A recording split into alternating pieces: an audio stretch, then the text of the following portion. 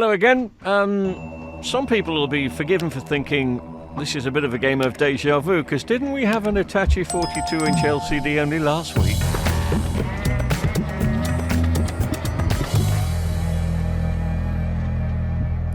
We did. But it wasn't exactly this model number. I've got a funny feeling that this one is a year or two older than the one that we looked at last week. Now, the one I looked at last week, if you remember, if you haven't seen it, go and watch the video. I predicted it would be bad caps. And we took the back off, and we didn't see any bad caps. So, I don't know if the gentleman who owns this TV has subscribed, because it seemed to turn up literally the day I repaired the other one, or the day the customer collected the one last week. And I don't remember talking to anybody on the phone about Hitachi 42-inch. He just kind of turned up with it. But anyway, people do. But yes, the one that we had last week was bad caps, but it wasn't obvious that it was bad caps. I just tried to heat the board up on some of the caps, and I just guessed that way, if you remember. Anyway, go and watch that video. This one probably will be bad caps, and if there are several bad caps, of course, there is a chance that it's caused a problem with the EEPROM. They send a bit of AC ripple over to the EEPROM on the main board. First thing I'm going to do, though, is get this beast off. That's a big old stand. Don't know who designed that, but he likes things big and bulky. Several screws around the back, but once they've come out, should be quite easy just to get the back off, and then we can inspect the caps on here.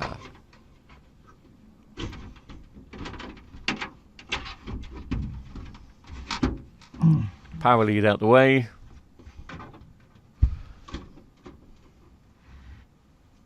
Just putting the back out the way and putting the cable somewhere safe.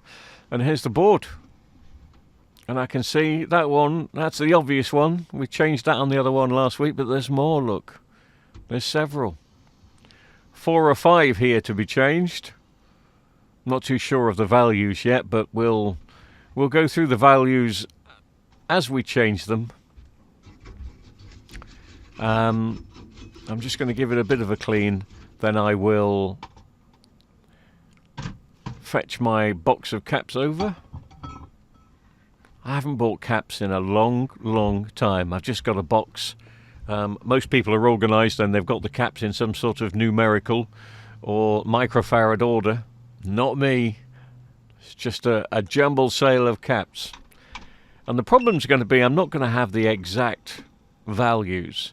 But the rule of thumb is 10 or 20% on the voltage. You can go higher. Never go lower. Only go lower for testing purposes, but never keep the lower one in. But anyway, let's change a few out and see. There's 3 of these that I need to find, and these are... Focus... Oh, these are 1000 at 16. Okay, so that's the 3rd one going in. I don't have any 16 volters. I had to go 35 volts. As I mentioned earlier, because I don't go buying caps all the time, I don't get many capacitor jobs on the TV side of things these days. I know I had a couple last week, but that's about it compared to when you used to get 4 or 5 a day. And I probably won't have any now for the rest of the year. It's just the way that it goes. So there's another cap that I'm going to take out here. This is a 470. It's, yeah, that one. 470 at 16 volts. I'm going to be taking that out, and I'm not going to replace it. I'm just going to pull that one out, and I'm going to leave it, only because it's on the same circuit as a couple of others that I have replaced, and I've gone up in microfarads and voltage quite a bit on the others, so it will balance itself out. I'll just leave it blank. The main culprit on these boards is the one that I'll change after this one, which is the 2700 microfarad 16 volt cap. It's the one that's on the 5 volt rail. Now you think a 16 volt cap on the 5 volt rail would be absolutely fine. I'm just taking this out and say this is the one I'm not replacing. You'd think a 16 volt cap on a 5 volt rail would be absolutely fine. But don't forget, the 5 volt rail is the standby rail. And it means it's being used 24 hours a day. In this case, probably 10, 12, 14, maybe 15 years it's been on. So it's done well.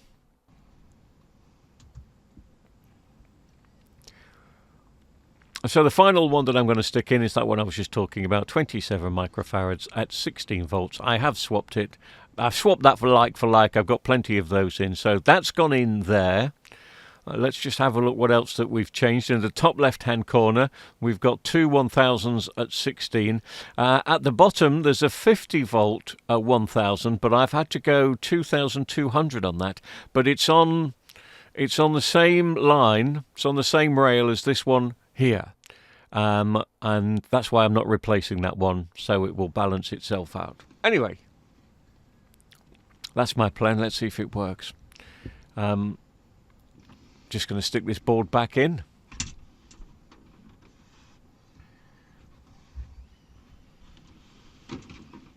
Bit dusty this set, so I've given it a bit of a clean down, just a little bit, but then again, as we've said, the TV is 15 years old, so it can be dusty. So I'm just going to screw all these bits back together again, and then we'll plug it in. I won't plug it into my Blu-ray player just yet. I will just turn it over here and just plug it into the mains at the side, just to see if I get the standby light is at the bottom, at the middle, just there where it says Hitachi. I'm just pointing to it, but my finger's not in shot. Just let me squeeze another inch out of this. Hang on. There we go. So that's a little standby button there, a little on-off button. But also, I'm sure that's also the LED light as well. So I think that's going to be blue or red. Ooh, I've just plugged it in and I've lost the camera. Why has it done that? The camera's frozen. Let me reset the camera here a minute. Okay. Let's try that again. I've got the standby light this time. Sometimes the cameras just pick up things. Trying to get it to focus. So we've gone into green from standby, and it looks like the backlights are coming on, but are we going to get an image? Yes, top right-hand corner. You can't see it unless you have a look at the thing that's at the top right-hand, but I've got a little extension one in the top right-hand corner. I'll just switch it to Freeview. You can see there channel 4, and let me try and get you a better view on this top camera. I can't zoom out anymore, but I'll just do that. And then let me hit the channel down button on the side here. That one. There we go. So that looks fine. I'm going to hook it up to the Blu-ray player just to test for audio.